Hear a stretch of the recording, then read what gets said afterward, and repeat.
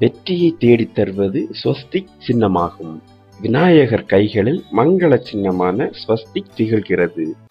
செங்கோண வடிவில் மேலிருந்து கீழாகவும் இடமிருந்து வலமாகவும் ஒன்றுக்கொன்று குறுக்கில் செல்லும் கோடுகளே ஸ்வஸ்திக். இதனை பூஜை அறை வாசலில் கோலமாக இடுவார்கள். வீட்டு நிலையில் மஞ்சள் குங்குமம் கொண்டு இதை வரைவார்கள். ஸ்வஸ்திக் என்றால் தடையற்ற நல்வாழ்வு என்பது பொருள். இதில் அமைந்துள்ள 8 கோடுகளும் 8 திசைகளை குறிக்கும். 8 திசைகளிலும் நாம் தொடங்கும் செயல் எவ்வித தீங்கும் நேராமல் இறையருளுடன் இனிதே நிறைவேற வேண்டும் என்பது இதன் தாத்பரியம். ஸ்வஸ்திக் கோலம் போட காரணம்: ஸ்வஸ்திக் சின்னத்தில் நடுவில் வைக்கப்படும் புள்ளி நம் ஆத்மா.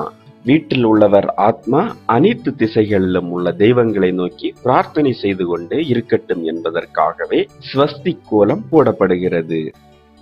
ஸ்வஸ்திக், ஓம், திரிசூலம் போன்றவற்றை வாசல் கதவின் உள்பக்கமோ வெளிப்பக்கமோ ஒட்டி வைத்தால் அது வீட்டினுள் துஷ்ட சக்தியை நுழைய விடாமல் காக்கும். இந்த சின்னங்களை காலில் மிதிபடாத இடங்களில் போடுவது நன்மை உண்டாகும்.